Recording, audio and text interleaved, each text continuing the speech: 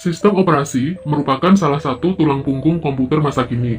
Setiap perangkat, misalnya laptop, smartphone, maupun PC, pasti memiliki sistem operasi untuk memudahkan penggunaan sehari-hari. Terlepas dari itu, tahukah kalian terkait fungsi dan peran, serta macam-macam sistem operasi? Apa sih sebenarnya pengertian sistem operasi itu sendiri? Lalu, kenapa sistem operasi seperti Windows harus dijual dalam bentuk lisensi? Baik, akan saya jelaskan tentang pengertian sistem operasi itu sendiri. Secara umum, pengertian sistem operasi adalah perangkat lunak atau software yang berfungsi sebagai antarmuka dan pengatur semua sumber daya pada perangkat komputer. Peran utama operating system yaitu menjadi penghubung antara tiga komponen utama yang terdiri dari software, hardware, dan firmware.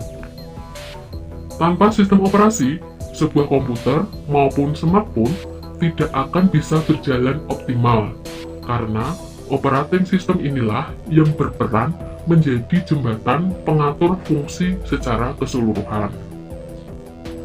Berikutnya akan saya jelaskan fungsi sistem operasi. Fungsi sistem operasi antara lain 1. Sebagai pengatur hardware 2. Menjalankan perintah dasar pada komputer 3. Mengorganisir dan mengatur berbagai macam aplikasi 4. Menerjemahkan bahasa pemrograman dalam bentuk grafis 5. Untuk peran komputer yang lebih optimal. Berikut ini jenis-jenis atau macam-macam sistem operasi komputer. Untuk yang pertama, sistem operasi DOS. DOS bisa dibilang merupakan nenek moyang dari sistem operasi yang dimiliki oleh Microsoft saat ini. DOS juga merupakan singkatan dari Disk Operating System. Adalah awal mula metode sistem operasi komputer yang digunakan oleh IBM. Layaknya perangkat komputer versi terdahulu, tampilan dari DOS masih hitam putih, hanya tulisan dan tidak ada gambar yang ditayangkan, karena masih jadul dan belum ada antarmuka. Proses kemasukan instruksinya pun menggunakan tulisan yang kini kita kenal dengan istilah command prompt. Kelebihan sistem operasi DOS antara lain ringan sehingga tidak menghabiskan banyak memori, ukurannya kecil, memiliki kompatibilitas tinggi. Kemudian kekurangan sistem operasi DOS belum ada antarmuka. Instruksinya hanya berupa tulisan, tidak ada grafis. Yang kedua, sistem operasi Windows. Windows merupakan jenis operating system terbesar di dunia yang saat ini banyak diadopsi untuk membantu kebutuhan sehari-hari, mulai dari komputer instansi, akademis, hingga kebutuhan pribadi.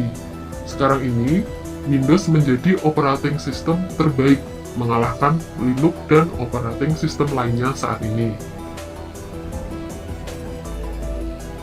Untuk kelebihannya, tampilan antarmuka user-friendly, lebih mudah dalam proses instalasi, aplikasi operating system Windows melimpah. Kemudian untuk kekurangannya, tidak open source, berbayar, dan lumayan mahal. Mudah diretas karena sistem keamanannya masih lemah, rentan terkena serangan virus. Yang ketiga, sistem operasi Linux. Linux diperkenalkan pertama kali oleh Linus Torvalds pada tahun 1991 silam. Sistem operasi yang satu ini memiliki sifat open source, di mana pengguna dapat memodifikasi dan mendistribusikan kembali secara bebas tanpa perlu lisensi. Berkat fleksibilitasnya ini, rata-rata pengguna Linux kerap kali memasang dan melakukan konfigurasi sendiri untuk membangun sistem. Penggunaan operating system Linux mayoritas juga paham akan teknologi, sehingga perkembangan Linux sangat pesat dibandingkan operating system Windows atau Macintosh yang kebanyakan merupakan pengguna sehari-hari. Untuk kelebihannya, antara lain, open source, gratis, tidak ada biaya lisensi. Perkembangannya sangat kencang karena dikembangkan banyak orang. Kemudian untuk kekurangannya, tidak dianjurkan bagi pengguna awam. Aplikasi Linux terbatas. Cara install Linux terbilang susah. Kemudian yang keempat, sistem operasi Macintosh. Operating system ini merupakan sistem operasi eksklusif yang hanya terdapat di komputer Apple saja. Macintosh yang diluncurkan pada tahun 1984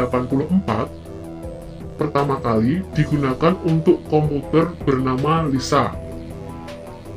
Lisa tak lain adalah komputer hasil racikan Steve Jobs setelah ia menempuh perjalanan spiritual ke India.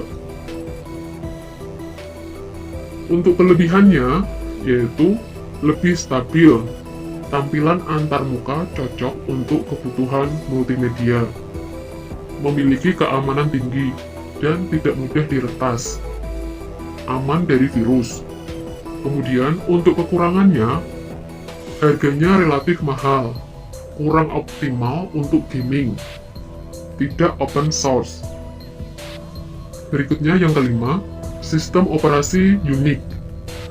Sama halnya seperti DOS, Unix merupakan jenis operating sistem komputer generasi lawas yang banyak digunakan, hingga menjadi cikal bakal munculnya operating sistem masa kini. Saat ini, Unix sendiri sudah mempunyai banyak versi yang bisa dipilih oleh pengguna. Terkait keunggulan dan daya tarik utama, ada beberapa aspek yang bisa kalian coba.